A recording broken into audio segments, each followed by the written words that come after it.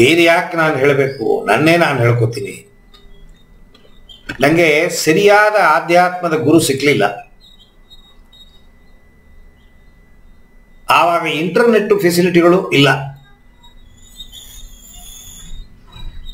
ಪುಸ್ತಕಗಳನ್ನು ತಗೊಳ್ಳೋದು, ಓದೋದು, ಬೇಕಾಟು ಬುಕ್ಸ್ಗಳಿದೆ, ತಗೊಂಡು ಓದಿ ಓದಿ ಓದಿ ನನ್ನ ಇಷ್ಟದಂತೆ ನಾನು ಏನು ಓದಿದೆ ಅದು ಸರಿಯಾಗಿ ಅರ್ಥ ಮಾಡ್ಕೊಂಡೋ ಇಲ್ವೋ ಗೊತ್ತಿಲ್ಲ.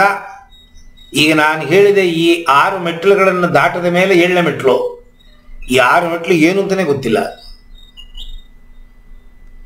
7ನೇ ಮೆಟ್ಟಿಲು ಧ್ಯಾನ ಮಾಡಕ್ಕೆ ಶುರು ಮಾಡ್ಬಿಟ್ಟೆ. ಯಾವ ಒಂದನ್ನು ಮಾಡಿದ್ರೂ ಅದು ನಿಮ್ಮನ್ನು ಡೀಪಾಗಿ ಕರ್ಕೊಂಡು ಹೋಗುತ್ತೆ. ಒಂದು ಸಣ್ಣ ಇದು ವಿಚಾರ ಹೇಳ್ತೀನಿ.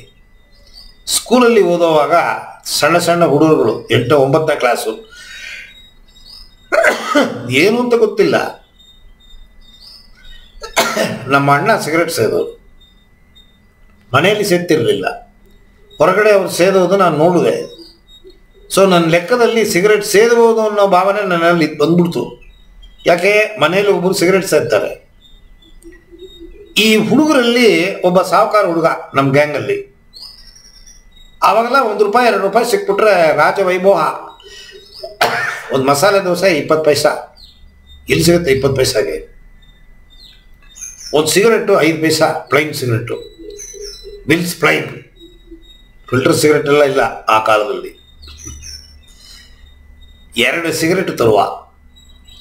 ಸಂಜೆ ಆಟ ಆಡಕ್ಕೆ ಹೋಗ್ತೀವಿ ಅಂತ ನಾವು ಗ್ರೌಂಡಿಗೆ ಹೋಗಿ ಆಟ ಆಡ್ಬಿಟ್ಟು ಕತ್ಲೆ ಆಗೋ ಟೈಮಲ್ಲಿ ಎಲ್ಲೋ ಒಂದು ಜಾಗದಲ್ಲಿ 5 ಜನ 6 ಜನ ಕೂತ್ಕೊಂಡು 2 ಸಿಗರೆಟನ್ನು ಹಚ್ಚಿ ಒಬ್ಬೊಬ್ಬರು 2 ಪಫು 1 ಪಫು, ಅದು ಏನಕ್ಕೇನು ಗೊತ್ತಿಲ್ಲ, ಸುಮ್ಮನೆ ಸಿಗರೆಟ್ ಸೇದೋದು. ನಾನು ಸಿಗರೆಟ್ ಸೇದ್ತಿರಲಿಲ್ಲ, ಅವ್ರ ಜೊತೆಗಿರುವೆ. ಅವರು ಕೊನೆಯಲ್ಲಿ ಸಿಗರೆಟ್ ಸೇದಿದ ಮೇಲೆ ಚಾಕ್ಲೇಟ್ ತಿನ್ನೋರು, ನಂಗೊಂದು ಚಾಕ್ಲೇಟ್ ಕೊಡೋರು. ಆ ಚಾಕ್ಲೇಟ್ಗೋಸ್ಕರ ಕೂತಿರುವೆ. ಇದು ಹೀಗೆ ನಡೀತಿದ್ದಾಗ ಒಂದು ದಿವಸ ಏನೂ ಆಗಲ್ಲ ಸೇದೋ, ಏನೂ ಆಗಲ್ಲ ಸೇದು. ಒಂದು ದಿನ ಸೇದ್ಬಿಟ್ರೆ, ಮಾರನೇ ದಿವಸ ಅದೇನೋ ಒಂದು ಹೊಸ ಅನುಭವ. ಯಾವುದಕ್ಕೆ ತಪ್ಪು ಕೆಲಸ ಮಾಡೋಕ್ಕೆ ಹೋದ್ರೂ ಒಂದು ಅನುಭವ ಆಗತ್ತೆ. ಅದು ತಿರುಗಿ ನಮ್ಮನ್ನು ಮಾಡು ಅಂತ ನಮ್ಮನ್ನು ದೂಡುತ್ತೆ. ಕೊನೆಗೇನಾಗೋಯ್ತು, ನನ್ನ ಜೊತೆ ಸ್ನೇಹಿತರು ಇಲ್ಲದೇನೆ ನಾನೇ ಒಂಟಿಯಾಗಿ ಸಿಗರೆಟ್ ತಗೊಂಡು ಸೇದುವ ಸ್ಥಿತಿ ಬಂದ್ಬಿಡ್ತು. ನನ್ನ ಹಣೆ ಬರ ನನಗೆ ಸಿಕ್ಕಿದ ಕೆಲಸ, ಮೊಟ್ಟ ಮೊದಲ ಕೆಲಸ ಸಿಗರೆಟ್ ಕಂಪನಿ. ಕೇಳಬೇಕೆ, ರಾಜಕಾರಣಿಗಳಿಗೆ ಗಜಾನಿನೇ ತೆಗೆದು ಬಿಟ್ಟರೆ ಬಿಡ್ತಾರೆಯೇ ಅವರು? ಕಳ್ಳರಿಗಿನ್ನ ಹೆಚ್ಚು. ಹಂಗೆ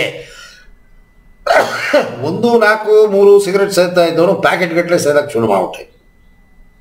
ಯಾಕೆ ಹೇಳ್ತೀನಿ, ಈ ಆಧ್ಯಾತ್ಮ ಅಭ್ಯಾಸವೂ ಕೂಡ ಶಿಸ್ತಾಗಿ ಮಾಡದೆ ಹೋದ ಪಕ್ಷದಲ್ಲಿ ಅಡಿಕ್ಷನ್ ಆಗುತ್ತೆ. ಈ ಅಡಿಕ್ಷನ್ನು ನಿಯಮಬದ್ಧವಾಗಿ ನೀವು ಮಾಡಿದಾಗ ತೊಂದರೆಗಳನ್ನು ಕೊಡೋದಿಲ್ಲ. ನಿಯಮ ಇಲ್ಲದೇನೆ ನಿಮ್ಮ ಇಷ್ಟ ಬಂದಾಗ ನೀವು ಮಾಡಕ್ಕೆ ಶುರು ಮಾಡಿದ್ರಿ, ಅದು ನಿಮ್ಮನ್ನು ತೊಂದರೆ ತಗೊಂಡೋಗಿ ಸಿಕ್ಕಿಸ್ಬಿಡುತ್ತೆ. ನಾನು ಸಿಗಾಕೊಂಡೆ ತೊಂದರೆಯಲ್ಲಿ. ಆಧ್ಯಾತ್ಮದ ಅಭ್ಯಾಸದಲ್ಲಿ ಆಗಬಾರದೇ ಅನುಭವಗಳನ್ನೆಲ್ಲ ಅನುಭವಿಸಿ ತೊಂದರೆಗೆ ಒಳಪಟ್ಟು ಬೇಕಾಟ್ ವಿಡಿಯೋ ಹಾಕಿದ್ದೀನಿ. ಯೂಟ್ಯೂಬಲ್ಲಿ 6500 ವಿಡಿಯೋ ಹಾಕಿದ್ದೀನಿ ನಾನು. ವ್ಯೂಯರ್ ಇದ್ದಾರೆಯೋ ಇಲ್ವೋ ಗೊತ್ತಿಲ್ಲ, ಆದರೆ ಹಾಕ್ತಾ ಇರ್ತೀನಿ. ವ್ಯೂಯರ್ಶಿಪ್ಪಿಂದ ದುಡ್ಡು ಮಾಡಬೇಕು ಅನ್ನೋ ಮನಸ್ಸಿಲ್ಲ. ಇಲ್ಲದೇ ಇರೋ ವಿಚಾರಗಳನ್ನು ಇದೆ ಅಂತೆಲ್ಲ ಹೇಳಿ ಯೂಟ್ಯೂಬಲ್ಲಿ ವಿಡಿಯೋ ಹಾಕ್ತಾರೆ. ಅದರ ವಿಚಾರ ಗೊತ್ತಿದೆಯೋ ಇಲ್ವೋ, ವಿಚಾರಗಳನ್ನು ಓದಿ ತಿಳ್ಕೊಂಡು ವಿಡಿಯೋ ಹಾಕ್ತಾರೆ. ನಾನು ಯಾರನ್ನೂ ತಪ್ಪೇಳಕ್ಕೆ ಇಷ್ಟ ಇಲ್ಲ. ಅವರವರು ಮನಸ್ಸಿಗೆ ಬಂದಂಗೆ ಅವರವರು ಮಾಡ್ತಾರೆ, ತಪ್ಪಿಲ್ಲ. ಸೊ ಯಾಕೆ ಹೇಳ್ತೀನಿ ಅಂತಂದರೆ, ಸ್ಪಷ್ಟವಾಗಿ ನನಗೆ ಏನೇನು ಅನುಭವ ಆಯಿತು ಎಲ್ಲ ವಿಡಿಯೋ ಹಾಕಿದ್ದೀನಿ ನಾನು. ಅರಿವಾಯಿತು, ಪೆಟ್ಟು ಬಿತ್ತು.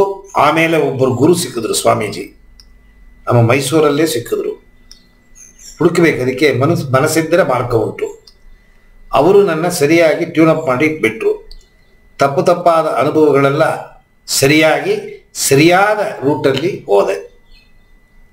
ಸಂಸಾರದಲ್ಲಿ ಸನ್ಯಾಸಿ, ಸಂಸಾರದಲ್ಲಿ ಸನ್ಯಾಸಿ ಬಾಳಕ್ಕೆ ಸಾಧ್ಯವೇ ಅಂತ ಕೇಳ್ತಾರೆ. ಸಾಧ್ಯ. ನಾನೇ ಅದಕ್ಕೆ ಎಕ್ಸಾಂಪಲ್ಲು. ಹೆಂಡತಿ ಜೊತೆಗೇ ಇದ್ದೀನಿ, ಸನ್ಯಾಸಿ. ಎಲ್ಲ ಇದೆ, ಯಾವುದು ಬೇಡ. ಆ ಪಕ್ವ ಬರೋದಕ್ಕೆ ನೀವು ಈ ಆಧ್ಯಾತ್ಮದ ಅಭ್ಯಾಸ, ಒಬ್ಬ ಗುರು ನಿಮಗೆ ಬೇಕು. ಸೊ ಈ 8 ಮೆಟ್ಟಿಲನ್ನು ನಾವು ಕಲಿಯೋದೇ ನಮ್ಮ ಗುರಿ.